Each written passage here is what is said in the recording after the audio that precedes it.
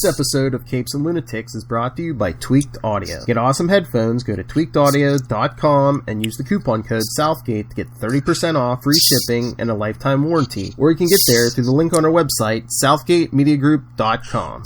This is Luca Perich, and you're listening to the Capes and Lunatics podcast. Recording has started.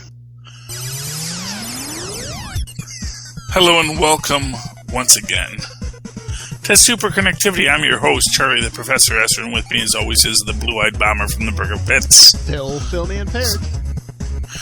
Okay, Philip, I gotta ask you a question here. Very important. Is it Perich or Perich? Perich. Okay, because you know Lucas says Perich.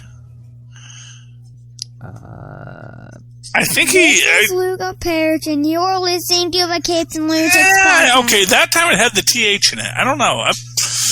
Man, my ears are going. I'm old, Philip. I don't know what I hear anymore. I don't know what I see anymore. I'm falling between universes constantly. I don't know what's real anymore. I feel like Batman. But speaking of not knowing what's going on, let's talk about M.O.D.O.K, our new... one of the last of the Marvel TV shows over on Hulu. God bless you, little logos. Yeah, tell me about this. How many episodes did they drop? Apparently they dropped them all. They're all there. Okay. I got through 3. And then I was like, I was going to say, okay, cause I thought, first I thought it was just 3, because like one of my Marvel boards said, okay, here's the spoiler thread for 1 through 3. And then I'm like, okay, now 4 started. Like, wait, is 4 available? Yeah, it looks like they're all there. So you can watch the whole series if you want to binge them. They're good. I mean, here's what I'll say about M.O.D.O.K. I like it. It's a lot of fun. It is, I don't know if there is enough to grab onto with it. I will say this. They do give a little post at the end in the credits saying, hey, make sure you read M.O.D.O.K Head Games, which is also written by Patton Oswalt. And it makes me like, well, wait. I read M.O.D.O.K Head Games, which has this entire family subplot as a subroutine within M.O.D.O.K's head, and super adaptoids feature prominently in that, and we do have a super adaptoid in this. I don't know if this is going to be a WandaVision, it was the super adaptoid all along kind of story, or if those are two completely different things, and you can't take from one to put into the other. But as it exists as a standalone series, I mean, I can see this being as interesting as the Venture Brothers. I mean, so here's the thing about M.O.D.O.K. He is, by his nature, a ridiculous character. He looks ridiculous. He was always going to be a little ridiculous. But how deadly he is depends on the writer. Because they can write him super deadly. They can write him with no human emotion and just murdering for murder's sake. And this one holds into itself a lot of very humanistic vibes, much like what M.O.D.O.K sought in the Head Games arc. And there is a little exchange in episode 3 about the idea of having a theoretical family. This is something that M.O.D.O.K says to one of his henchmen who gets his arm shot off in the first episode. And I imagine, but he is likewise a guy who gets every horrifying thing happen to him, but also somehow survives. So it makes for an interesting aspect that changes the story. So just that is like that little nugget that you latch onto, that you wonder what it's about. But beyond that, there's not much to give you. Although we do have also, spoilers, a time-traveling younger M.O.D.O.K out to kill M.O.D.O.K. So we'll see where that goes. But the Super Adaptoid character is a lot of fun, especially how everyone treats him as a toaster, which opens up this very interesting dichotomy for those who want to dig super deep into WandaVision and M.O.D.O.K. And if we want to go into that idea of the idea of creating a sitcom world out of trauma, and M.O.D.O.K, if we've read head games, we know has endured a lot of trauma. It creates this interesting story that you could write in retrospect. And that's the thing. It's like one of these things where it's like, it's sort of this idea that I think you get a lot in comics, which is that one writer writes this, and then another writer writes that. And then years later, another writer says, oh, but you see how these two fit together? Mm-hmm. So now maybe that's the story.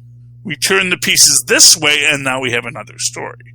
So I'm not convinced that everything is what it seems, but I'm also under no illusions that everything is not exactly as it seems. Although I will say this, Patton Oswalt, again, would make a great Doctor Doom, I will have to say, because he has that same petty weakness to his characters. He exemplifies that guy who wants to be the smartest man in the room, but always is not. There's a nice bit in here with Tony Stark showing up, who I'm guessing everyone knows is Iron Man in this universe. I think most universes anymore, people usually know he's Iron Man. Yeah, and so there's the evil corporation, and that is the big reveal at the end of episode 3. I won't spoil that, but yeah, there is a reveal about that. Though it's not quite clear what that reveal really is. So we'll see where that goes. But yeah, I mean, I enjoy M.O.D.O.K. I would recommend it to people that, here I'll say, if you like Venture Brothers, you'll like M.O.D.O.K. If you like Robot Chicken, you'll definitely like M.O.D.O.K. It's the same animation studio. It's not as gaggy as Robot Chicken. It's not like it's Robot Chicken by way of Patton Oswalt, not by way of Seth MacFarlane. So that's a good thing in my mind, anyway. And you said there was some kind of message at the beginning. Go pick up Patton Oswalt's M.O.D.O.K head games. Well, at the very end, that is there. Oh, okay. So at the end, it's going to say pick that up. It was sort of like it tags it at the end. I mean, I don't know why they didn't just do that with every Marvel, movie and TV show at the beginning of the end, just like a quick 30-second, hey, you like this, go to the comic shop. Well, because this was written by the same people. Yeah, but still, it's like, yeah, hey, you like, you're watching an Iron Man movie. Hey, you like Iron Man. I think they know that, quite frankly, just because you liked Civil War the movie doesn't mean you're going to like Civil War the comic. Yeah.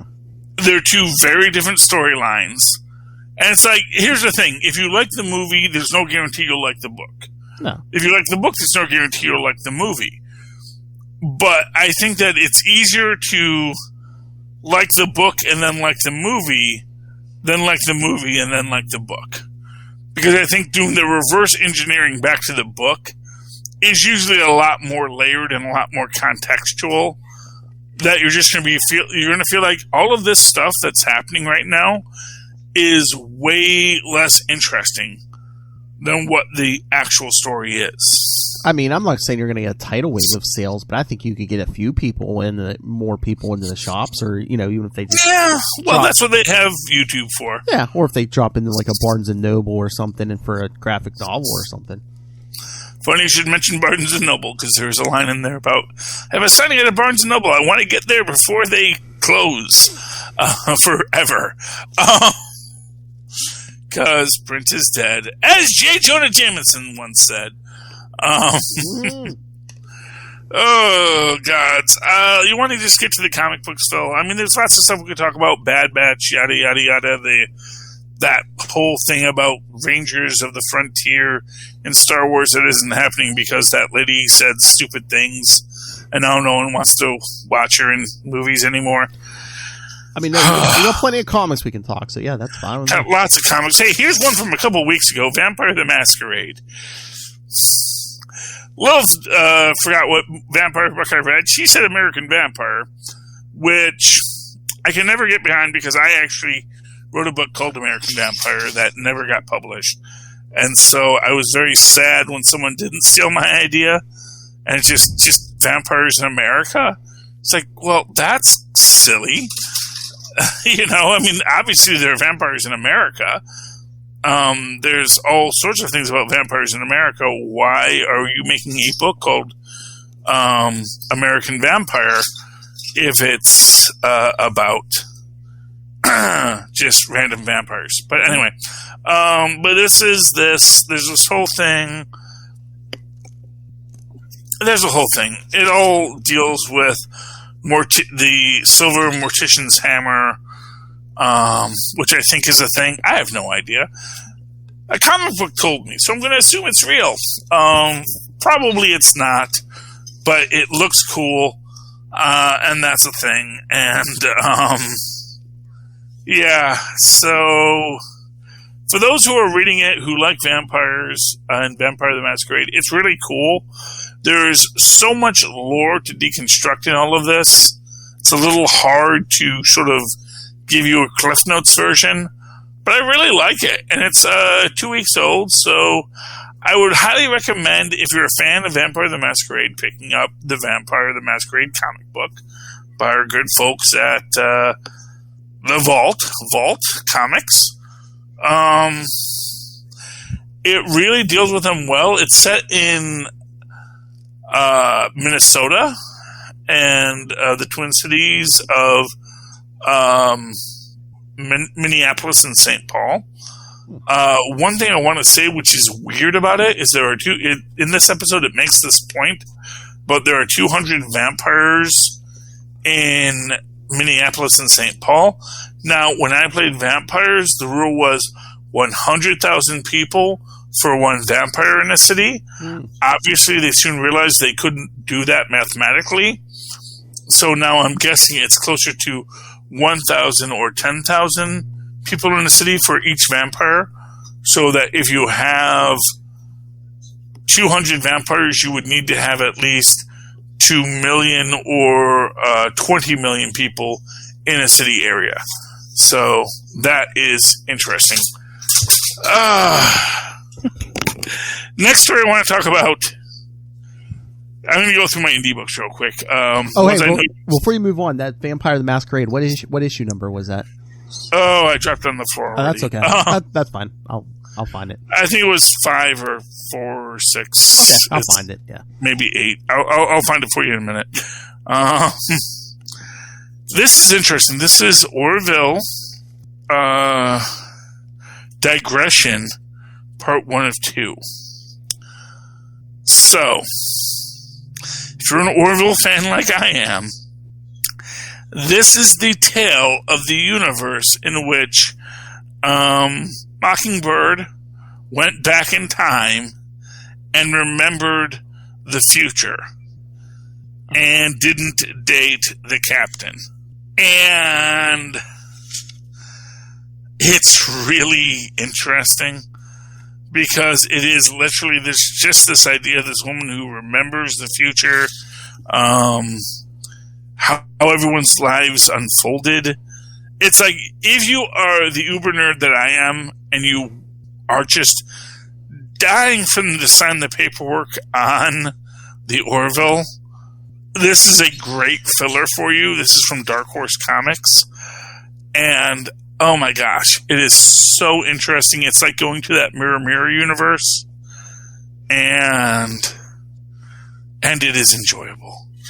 So, very much highly recommending the Orville if you are an Orville fan. Is that the thing that there's still discussions before, the Orville's not on right now because what is it like? Isn't Seth MacFarlane? He doesn't want to come back, and they don't want to do it without him. Seth MacFarlane has enough money; he doesn't want to work anymore, or he only wants to work. He wants to work as like a writer, he wants to basically pitch stuff and then have other people do it because he has many millions of dollars now. And he's really just trying to get out of his contractual obligations. And he says, hey, I will run the show, let Mockingbird run it, and let other people write it, and I'll just look at every episode and I'll say, yeah, that's good, or I'll send it back. I'll come down to the set every once in a while, but I don't want to be on the show anymore. He is tired of working. I wonder if that was the whole thing from day one, is he wanted to get this on the air, and they were like, yeah, no, they weren't going to do it unless he was actually in it or something, and he was like, okay, yeah. Well, for whatever way they did it, I don't know. Yeah, okay. My last indie book, Phil. Again, friend of the show. We only find them when they're dead. Number 6, I was not expecting a 6th issue. After the last issue, where Malik goes out and faces the god, and then they accidentally kill a god, which is one of those moments where it's like, whoa, you accidentally killed a god? And essentially what we have now is this entire far outer colony that exists in this universe that is, as it turns out, completely built around the corpse of the last god. The god they met who was alive, who died. And Malik came back, and I don't know, man. It's a beautiful story. I was not expecting it to continue after the last issue that it did. Has me incredibly excited. We only find them when they're dead. This is by our good friend Al Ewing. Al Ewing, what does he write? He writes something that we like. Immortal Hulk. Immortal Hulk, yeah.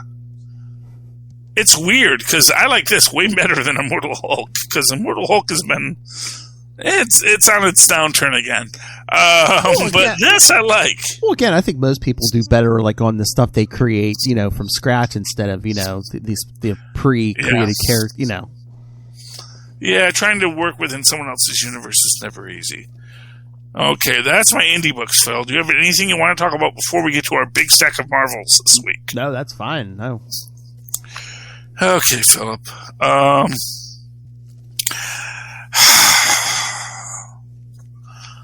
My Athema, Phil. Oh, Fantastic Four Life Story number 1.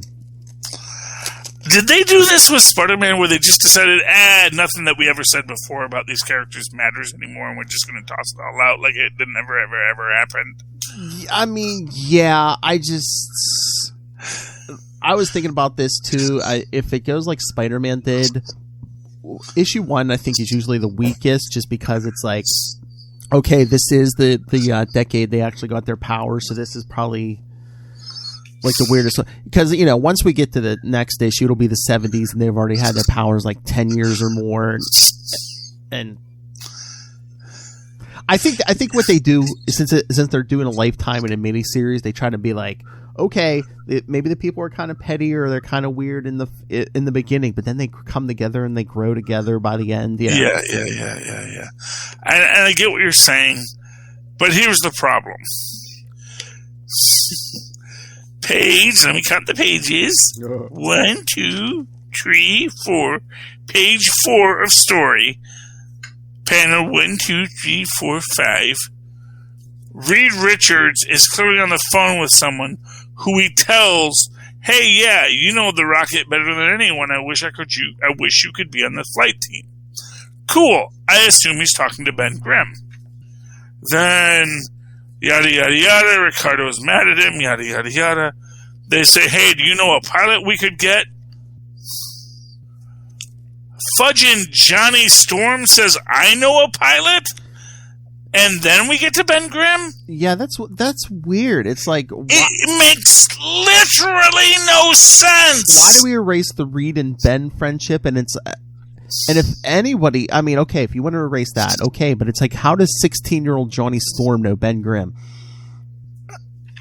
There is literally no reason. They don't even give you... Yeah, I mean, if they had given us... It is like... Yeah, it is just so nonsensical. And then they essentially write out Ben the rest of the story, which is... You know, it basically stabs the entire concept of the Fantastic Four in the heart.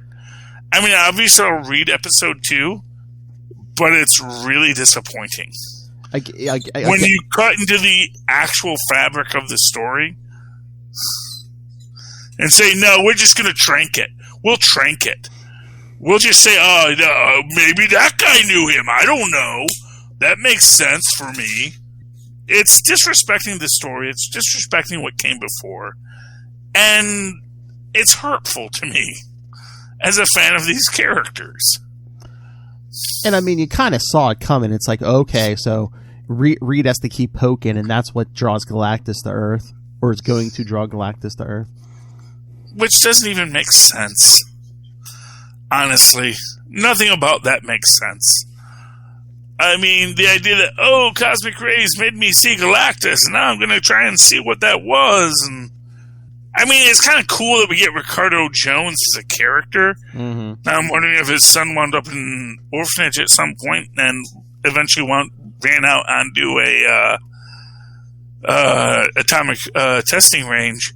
But well, Ricardo Jones, we could get his brother, because his brother does show up in the 90s in Spider-Man. That's how we get Spider-Hulk. Ricardo Jones's brother tries to rebuild the device, steal gamma energy from the Hulk, and he accidentally infects Spider-Man. Oh, okay. Yeah, I'll go along with it. So I'm saying there's a brother in continuity, so yeah, they could bring his brother into it. There's so much continuity out there. That was the thing. I'm reading this thing. Wait, did we already establish that guy was Ricardo Jones in This Man, This Monster? And again, annoyingly, completely undercuts This Man, This Monster.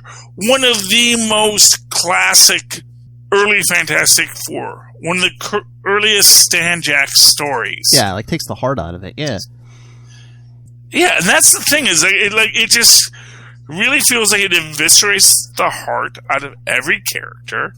It's like the Trank version. It's the Trank version of the Fantastic Four. They should have had Ricardo Jones do this to Ben against his will, and then they should have had Ben, normal human Ben Grimm, run in to try to save Reed, because Ricardo Jones, did this. And I liked it better when just he did it against his will, and he's passed out in an alley. That he's human, but he's passed out in an alley for a few hours until Ricardo dies. And then this being what brings Galactus, it's like you don't need to write that far in the future. I mean, not for nothing, on this series, you've got the most time of any series. Oh, yeah, you got decades. I mean, heck, I was hoping in this, there's going to be a whole scene with Mr. Miracle, which is, he shows up in issue 3. I know, we literally had, if we started in 1961, they went to 69, we had at least, 9 years? It's like, yeah, we got a brief glimpse of the Mole Man, and then we, skip right to Ricardo Jones. I'm just going to say this, when we get to this final scene at the end with Franklin... Yeah. And by the implication of it, that doesn't happen until 1973, because I know me and Franklin, we're about the same age.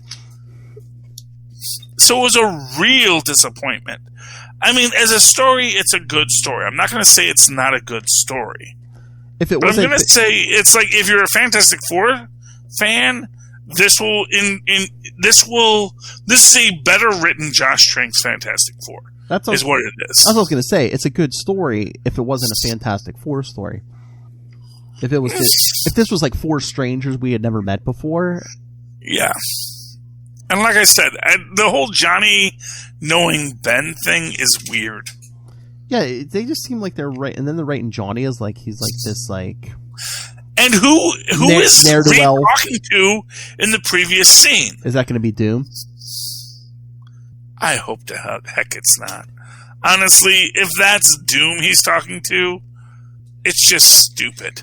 It is just stupid. It's trying to force Doom into the Fantastic Four story, which is the mistake that Josh Trank did. And again, we went the first decade with no Doom, no Namor. It's ridiculous. Honestly, I hope episode 2 is better. But this may be a Fantastic Four book that I decide, you know what, it's not. I would rather read Unstable Molecules. I would rather read the unpublished episodes of Unstable Molecules than this. I was going to say, I had kind of the same thoughts on this, but I was like, okay, I like Spider-Man life story better. I just didn't know if because I'm such a big Spider-Man fan. But yeah, I mean, again, give it time because I said. But did they make Uncle Ben just a jerk he never met? I mean, that was the thing. That's the thing about it. Yeah. It's like, did they suddenly establish that J. Jonah Jameson was actually a very cool guy and, you know, not an abrasive jerk, and J. Robertson was the jerk the whole time. Yeah, it wasn't as bad as it wasn't. They didn't have the problems this did, but I think I'm trying to remember. I think that one was okay, but once they got past it, you know, then they had like room to like really open up because it's like, you know, he's older, you know, you can really. Yeah, I don't know. I'm not feeling again. I don't know if they don't want to do it like it since they're doing like basically a whole life story. It's just like we want to show how these characters grow or whatever. But yeah, they kind of took some of the heart out of it. Yeah. Okay, Phil, I can't pick. You pick the next book. Oh my! Show me on the doll where Fantastic Four life story touched you. Didn't touch me, it hurt me. Well, right here in the heart. How about by a book by a good writer, Captain America 29 by Ta-Nehisi Coates? Oh, well, this was a good book. Tristan was very upset because we have the variant cover with the Venom skull. And he's not in this book. Yeah, they're just doing Heroes Reborn variants. Yeah, they're not. Yeah. So I guess in the end, though, it's saying, was this Ta-Nehisi Coates' penultimate issue? Is the next one his last one? I think so. Oh, yeah, because it says, Ta-Nehisi and Leonard Kirk conclude their run on Captain America. Yeah, well, that's fine. I mean, you know, I enjoy the book. I mean, there's nothing in this book I dislike.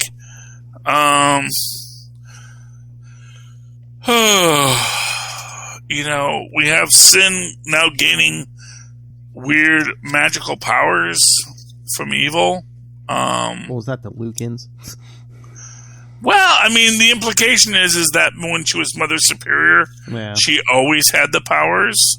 That's the thing. It's like it's implied that maybe the Red Skull gave her these mystical powers, but that in her regression and that basically there was a lot of power as yet unlocked from her, and that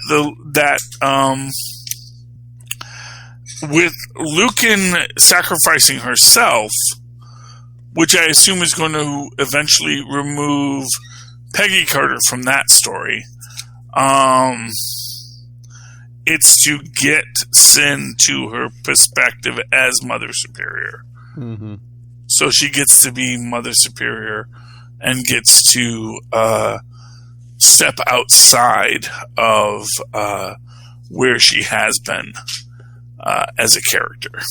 So, I mean, I like it. I like where it's going. I like Cap having to essentially rationalize, is this personal? And it's like, you know what? I get what you're saying. It is personal, but it was actually personal long before this. Yeah. You know, I know it looks like I'm just mad about what I've done or what I just endured, but actually I'm mad about people exploiting the nature of the American system to turn it against itself. Oh, yeah. See, that's what he said. Yeah, it's like it's personal, but yeah, it's personal for all of us. Exactly. And that's really impressive. And towards the end here, are we using this? Are we pushing Sharon Carter more towards her Falcon and Winter Soldier version, with her giving that info to the Kingpin and be like, because Steve won't kill the Lucans, but, Sharon's like, well, hey, Wilson, they humiliated you, didn't they? Yeah, well, here's her itinerary. And to be fair, that was always Sharon.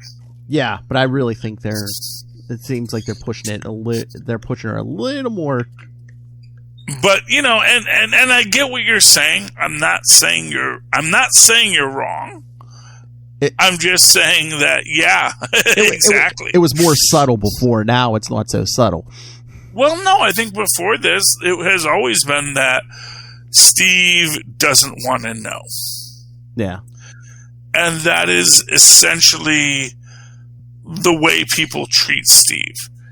It's like, you know what, Steve? You are useful to everyone because we all respect you. But at the same time, there's so much going on that you don't even understand and that you don't know. And so we really have to push back on this sometimes. Well, this is what I was trying to tell you a couple of weeks ago. I mean, I think that's Steve Rogers. He sees everything in black and white, and not everything is black and white. So, call it old-fashioned or whatever, but yeah, he's... Yeah, I mean, Captain America... It's a good book. Ta-Nehisi's doing a great job on it. No, right there on the floor. Yes. Yeah, hand that to me. Yes, Vampire the Masquerade. Sorry. Just wanted to get that for you. It was episode 8. Issue 8. Okay. Cool. Sorry, I had to get my remote to do the work for me. I can't move from this position. Anyway, let's go on to Shang-Chi, number 1. Speaking of heroes in villainous clothes. Yes, I did not read that yet. Is that good? It actually is. And here's the thing. It's called... I got a little weirded out because it was Shang-Chi versus the Marvel Universe. But that's kind of what it is. Oh, really? Really, except it's not an out-of-continuity thing. It's that Shang-Chi, because this takes up shortly after the end of the last round, and he is taking over the 5-Weapon Society as Brother Hand, and his little sister, Brother Esme from the Deadly Daggers, is like, I'm doing what you told me to. Can I kill this guy now? She's basically being his Damian Wayne. And he is, meanwhile, on a date with his superhero law lawyer girlfriend. What's her name?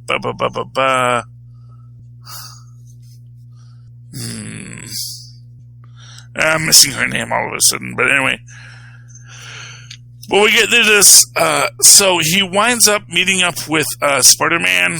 Because we get this little teaser at the beginning where it's like, we don't want to kill you, Spider-Man, but we will do what we need to do. And his little sister says, speak for yourself. Speak for yourself in your typical Moxie Street urchin way. And then when Spider-Man... And this is a nice dichotomy compared to the Spider-Man books we'll talk in a minute.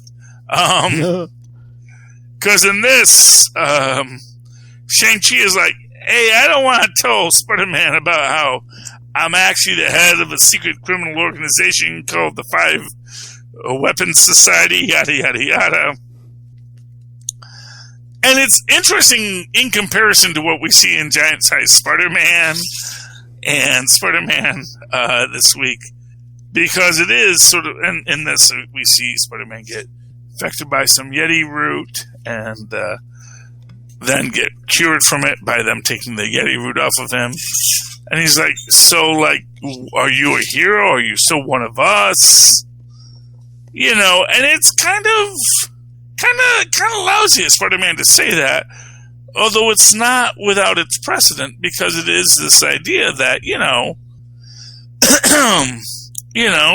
Shang-Chi, he's a mystical Asian type, I don't know, but, yeah. Then we see King Wildman, who has the Yeti root, be recruited by someone. We don't see who. Is it the sister who Shang-Chi got mad at? We don't know yet. Maybe it is his father's ghost. But next week, he's going to fight Captain America. Or next month, he's going to fight Captain America. So we'll have to see what happens. That's when there's a Cosmic Cube available. Because Shang-Chi, for those who don't know, is trying to undo all the evil of his father's organization. And we always know that works out just as you intend. Okay, hey, Phil, I only got 2 books left. Oh. Not counting the Spider-Man books. Okay. Do you want to talk the Spider-Man books, or do you want to talk my 2 books first? I mean, we can talk your 2 books first. I think I know what they are. Okay, that would be Heroes Reborn Blur. Yep. I love this book. This was such a great book, especially in the sense that the Blur sees the cracks too. Yes. That because of how the Blur had to be to make this universe happen, he is its own undoing. He is literally the Flashpoint. And I love that. Oh, yeah, there's so many Flash call-outs in this issue, yeah. Well, what's interesting about it is this fact that this universe was rewritten to be a kind of Silver Age DC book. Mm-hmm. We'll see how it's still the commies, which is why it is clearly Hyperion is the one rewriting this universe, unless it is the Coulson Silver Age fantasies of the books that he grew up reading.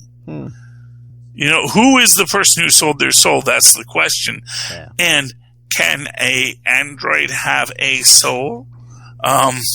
Which they can, as we know, because the original Human Torch has a soul. That's a whole other bag of hammers, but it is canonical because he dreams. That essentially the hardest thing it is for the Blur to do is to sit and look at a flower. And this blows my mind because it's a scene I wrote years ago that obviously other people had the same inspirations I have, that sitting and contemplating a flower and its existence is the crux of humanity and life and existence. There is this idea that I had mythologized in my mind years ago, and probably it's based on something older, probably some old Buddhist thing, about, you know, how you can look at a flower and you can watch it grow, and it is so easy to crush and destroy, but there is no power in destroying it, because anything can destroy a flower. But a flower in its growth is its own beauty and perfection. And I love that. That he goes into the race against eternity at the end is very interesting. Although, again, that it's not so much eternity as maybe 1940s Vision. The powers of eternity. It's very interesting the way they draw that last scene. I mean, I wonder too, is that just like a metaphor? It's like, yeah, eternity's trying to catch him. Well, possibly. You know, I mean, that's the thing. It's like, part of me was waiting for that to be like Hyperion, and they were going to do the, oh, wow, that's interesting, that ad for Spider-Man. We'll talk about that in a little bit. But then we get this thing. So they'll let Ravencroft Institute, where they just dropped off the Scarlet Witch, where a lady in another cell seems very intrigued. And then we get this, and you're reading this, part of you is thinking that it's Bullseye talking, but it's not. It's her old pal Echo. She eventually sends a rat to bite Bullseye with the Phoenix Force. But isn't that interesting? She still has the Phoenix Force. Yeah, well, you know what? Whatever did this, it can only restructure, it can't destroy. Mm-hmm. It's the conservation of mass law, that everything, it either must exist as matter or energy. It can't simply not exist. And then we get, of course, Blade and Cap busting Echo out, and Cap's like, I don't know, but you know what, I get the feeling you're important. And that we already have Cap as a Nexus being in this universal story is so exciting for me. That he's the one that can make Hyperion feel weak. That's cool. Oh, wow. Okay. So let's talk Spider-Man real quick. All right. So I did read Giant Size, and I did read this week's issue of Spider-Man. And I do feel they both tie together. And I do have to say that ad at the end of Giant Size Spider-Man, or that ad at the end of this week's Spider-Man, what we get at the end of this week's Spider-Man, kind of, I think, tells a story that tells us everything we think we've seen so far is wrong. Mm-hmm. Right down to, we do see that in this story, we find out that Boomerang was actually playing Spider-Man all along. Because he used Spider-Man's best pal, Peter Parker, to get close to Spider-Man, to then get Spider-Man to work with him to help him recover the stones. And then, of course, at the end, he betrays Spider-Man, yada, yada, yada. He gives the stones to Fisk. Fisk decides not to bring his wife back because, what's his name? Kindred said, why do you even think she'd want to come back? If she came back, do you really think she'd love you? Yeah, why do you think she'd want to come back to you? Exactly, which gets him to bring back the Rose instead. Which really annoys all the other new Avengers. Luke Cage and the gang. But you also have in this the idea that, Spider-Man doesn't respond to emails, which is just weird. Just the idea that Spider-Man is so antisocial. It really almost seems like a thing that he's intentionally doing. I mean, he was pretty much a loner until, Bendis started putting him in that Avengers book. Well, but that's the thing. He never really was a loner. Him and the Torch were always close. Oh yeah, and he worked with Black Cat. Yeah, he worked with people, but he never was really a part of a big organized team for any amount of time. No, he was never part of a team, and that was always. Although it's interesting because we do get that whole idea in there that if someone paid him to be there, he would probably be Booster Gold. Mm. That he is living his life trying to not be Booster Gold. Which does make sense as a character trait for him. But, and this is where we get this teaser at the end of the Chameleon. And that's actually not even a teaser in the book, but it's the cover. The next issue. Yeah. Yeah.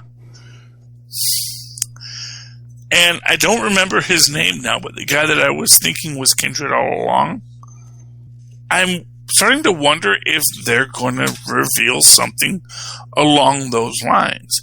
Either that the Kindred was the Chameleon, pretending to be Harry, pretending to do these things, but I also think that power that the guy who bought Mysterio's costume had, the idea of infecting people with drugs, serves a purpose.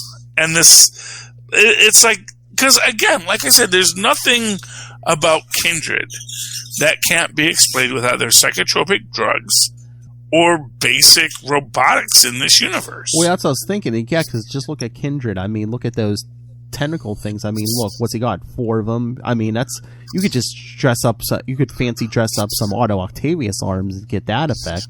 Exactly. There's nothing overwhelming about it, and that's the thing, is that's why I think that character who could teleport drugs into your system is a really great fit for this, because this idea that, I could put so much Xanax in your system that you suddenly feel calm. I could weaponize Xanax and make you not feel guilty about stuff anymore. I could clear that from you. And the idea that the chameleon might have partnered with someone or figured out how to do these things expressly to get this revenge. And of course, for what it's worth, the chameleon is someone who could very easily pretend to be other people. And again, if he did it, it's kind of brilliant, because it's like he's pretending to be a supernatural being, and instead of like, oh, hey, instead of me coming at you as people let me pretend to be a whole new guy. Exactly. And it's brilliant. So I do think the idea that the kindred is the man come up from hell is going to be dashed aside as a myth. That's what he wanted everyone to think. And I mean, Sinister War is coming, so I wonder, it could be Chameleon and a group of guys, and after a couple issues back when we saw Otto get, the thing in his ear, maybe Otto and Mysterio and them are just like, oh no, we're not letting this sit, we're coming for you. Yeah. And of course, and again, along those same lines, Mephisto has ties to all of these guys now. So you could have this mystical level, but then also this practical level. You could have the practical effect over the mystical thing. So you get that mystical imperator, so that when the mystical guys show up and say, well, there's something magic going on, but you don't see it because the mystical guy is trying to understand what he's looking at, because he's looking at something that's just, oh, hi, I'm Mephisto. I gave this guy a little bit of magic, but not much. And you're going to try to understand why it doesn't look like as much as it's fooling your human brain into thinking it's more than it is, because I'm using Chameleon and Mysterio and drugs to make you think things are different than they are. Because you're still a fragile mortal shell. Unlike these wonderful LMDs we have over in Heroes Reborn. But I mean, they were hinting around that stuff with One More Day too. I mean, could they go that big, or it's like Chameleon's like, yeah, I know who you are. You thought you sold your everything to Mephisto. Pfft, no. Yeah. Well, the idea is, I mean, who knows where it goes next? I mean, there's all sorts of things, but I actually get the feeling we might get a tie into Heroes Reborn, and the idea of promising the LMDs they could be real boys. We'll make you a real boy if you sign this contract. You have no souls. At least that's what they've told you. That's the thing. It's like, who says LMDs don't have souls? Or if it's who says what a soul is? Or if it's even Mephisto or somebody can't be like, you know what, I could give you, it doesn't matter if they're from another universe. I could give you the souls of the original Squadron Supreme or whatever. Whatever he needs to do. Whatever he needs to do to make things happen. And so I wonder if there's going to be a reveal in later Spider-Mans that explain Heroes Reborn. But it's great. And I do feel we're going to get an exoneration of my theories in this by the end. If not exactly what I said, but just the idea that Kindred isn't... Because just the way he deals with Norman... Mm-hmm. says it's not some demon climbed up from hell. There's like, I wanted you to be weak to see how weak you were, and then beat you up and then lock you in a cell with who? Carly, some person, some random dude, some random lady. Oh, Carly, yeah, she was kind of during Brand New Day. That was Peter's girlfriend for a while. Yeah, I get the feeling there's a lot more going on here than it seems, and it doesn't seem to be particularly the Lords of Hell Unleashed. That's my theory anyway. But, final book tonight, Champions. Oh, okay. Yeah, I like Champions. I thought it was going to be something else. Oh, what did you think I would do? Immortal Hulk, Time of Monsters. Oh, I did not. Oh, was it? Did you get that book? I did not. Yeah. No, you know what? You want to talk about it? We can talk about it. I heard he does something with Scarecrow. I don't know. Yeah, I mean, you know what? I'll try to add it in. This was the code that wasn't working. I don't know if it's weird. It's like some of the larger issues. Sometimes they don't work right away. Because that was last week. Giant-sized Spider-Man didn't work, and then it worked this week. So, yeah. So anyway, tell me what happens in this. Because I was like, do I want to get it this week? But I already had a lot of books. I'm like, yeah. The last one didn't really. I mean, the last Immortal Hulk one shot didn't really speak to me. So I mean, yeah. Well, I mean, it wasn't anything great. I mean, there was two stories. The first one had nothing. I mean, it was like the Green Door and stuff, but it had nothing to do with Banner. It was like prehistoric tribes. I guess this tribe that like their lands are going barren. They don't have food. So like the chief's son is going to run away with this other kid. I don't know if it's romantic or it's just two friends running away together, but the father decides to, sacrifice. He's like, oh, whatever god they worship. Oh, if I sacrifice the boyfriend or whatever to this god, things will turn out for us. But it turns out he sacrifices it to something from the Green Door, so he creates like prehistoric Hulk, who basically just like kills the whole tribe. Okay. Again, that's what I'm saying. That first round with is going to have anything to do with anything, in the irregular series. But it's just like, oh, hey, look, prehistoric Hulk. Well, that's another callback to the original Lou Ferrigno Hulk series, which for whatever reason he said he'd never watched. Which, gee, you put a lot of references to it for a show you never watched. It's like, that's weird that you would say that because you reference it all the time.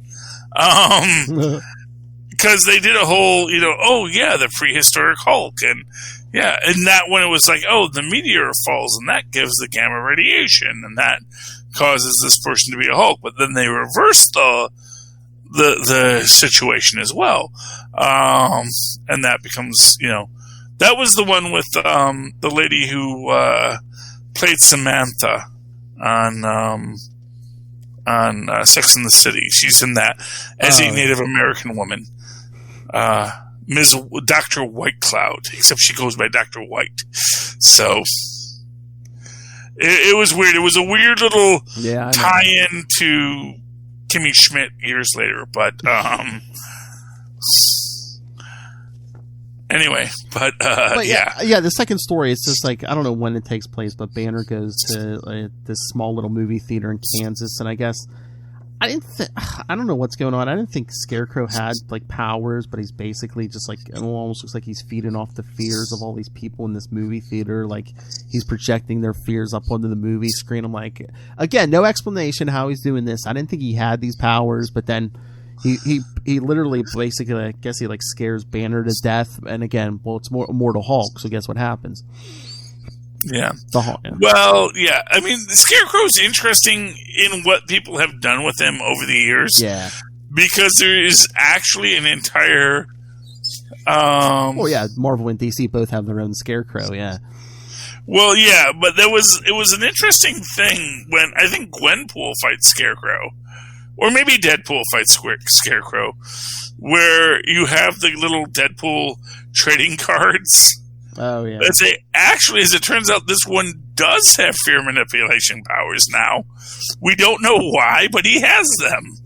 Because that was something that came up in the Falcon and Captain America's. Or no, the Winter Soldier Captain America? I'm trying to remember who it was.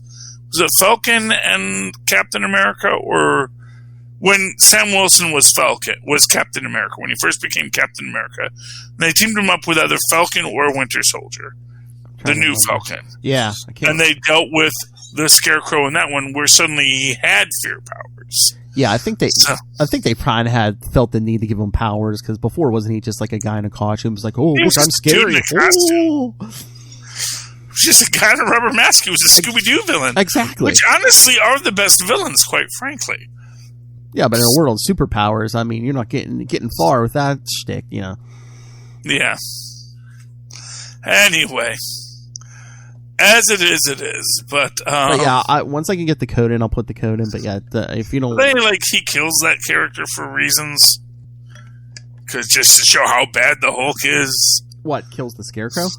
Yeah, doesn't he like run him through with a pitchfork or something? I don't think he Set him on kills fire. him, but I don't know if like it's so weird. Like I said, they don't explain this, but it's like this movie projectors like project everyone's big fears. So like the Hulk puts fear into the Scarecrow, and he sees like himself burning on the screen at the end.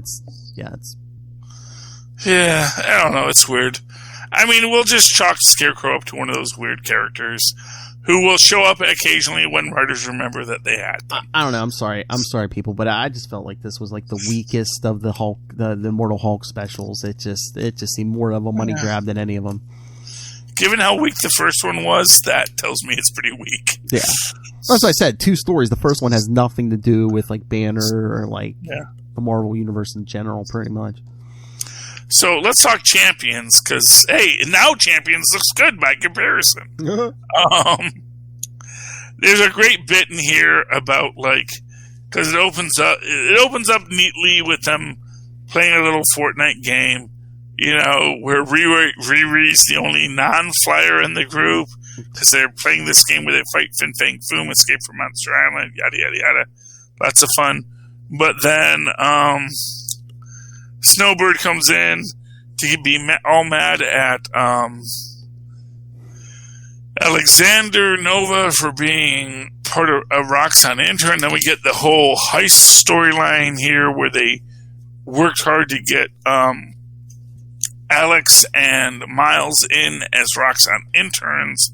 Basically, it took us 3 issues to get here. We find out that Alex originally got rejected, but he has to sort of work his way back in to be one. They don't really give it to us all here, but it's pretty cool. We get a whole thing about how basically Roxxon is trying to manipulate riots and situations by using agent provocateurs to escalate the violence at peaceful protests. But of course, the Champions use their amazing superpowers to evacuate the areas before the Cradle agents could be seen being attacked by superpowered people, so they naturally all escaped unharmed. It's a lot of fun. It's good as a thing. It's fun here where the agents, and I'm sad we didn't get to talk about this with Lilith, because I would point out that they make a point about how, all the Avengers are millennials, so they can't possibly understand. It's like, we can't even explain to them what a hashtag is, let alone what Roxxon is doing with them. So for that alone is fun. They do make the point that someone says, do you really think Captain America and Thor are millennials? And fair enough, they're not millennials, but they don't. That doesn't really help your argument. So for that alone, it was worth the $3.99. I enjoyed it. It was a fun book to read. That is all my books this week, Phil. I got through all my books. I have no books for next week. I'm sure they'll print more. All right, Philip. Did you enjoy this episode? Did you enjoy talking to me this week? Of course. I hope you could hear me well, Philip, because not everyone can hear me very well, because they go down to that 99-cent store. They buy headphones to listen to podcasts on, and those things go out pretty much out the door when you leave. At least one of those headphones is already gone. Those folks, you know what they should do, Philip? They should go to tweakedaudio.com, yes, use the coupon code Southgate, and get high-quality headphones at a fraction of retail prices as they leave the internet. Likewise, they should use that same coupon code Southgate, go to huntakiller.com, be a part of their own personal serial killer podcast, true crime podcast, help Michelle Gray solve a cold case, use that coupon code Southgate upon checkout, get a nice discount on all of that, and move on from there.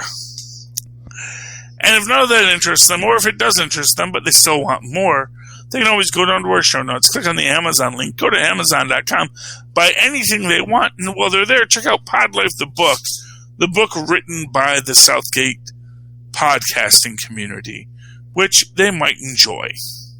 And if they do enjoy it, I hope you do, they can always reach out and talk to us about all the things they enjoy. And Phil, how can they do that for you? The easiest way to get a hold of any of us is to email capesandlunatics@gmail.com or call the voicemail 614-382-2737. That's 614-38-CAPES. And find links to all of our social media, this YouTube channel, everything at Linktree, linktr.ee/capesandlunatics. And, of course, you can always write to me that old-fashioned email way the way our Miles and Paz once did at superconnectivityblog@gmail.com. That's superconnectivityblog, all one word, @gmail.com. And, of course, follow me on the Twitter as I live tweet things like Legends of Tomorrow when they have an interesting story to tell @Charlie Esser. No, we didn't talk about that episode this episode. It was okay. It was okay. Yeah. It was fair to middling. Had some nice stuff. Had a nice punk rock reference. Kind of showed the musical understanding that you can slow punk rock down. You can speed it up. And that's how music gets made. You do something and then you make it fast and then you make it slow. So I wasn't the only one who was bored. Okay, thank you. It's pretty cool. But aside from that, yeah, there's a lot of other things that are not as interesting about it. But you can talk to me about those things and follow me at those things @Charlie Esser. That's CHARLIE. Yes, S-E-R. Look for the 2 E's in the middle. For quality. Bing! Thank you, Maz. All right, ladies and gentlemen, you have come to another episode of Superconnectivity. I really hope you have enjoyed it and come back next week to super connect with me and Phil again. Good night. Good night.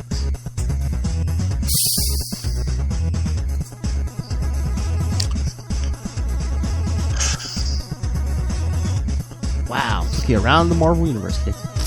Yeah, well, I mean, I don't know what else to say about it. It's the Marvel Universe. It's crazy.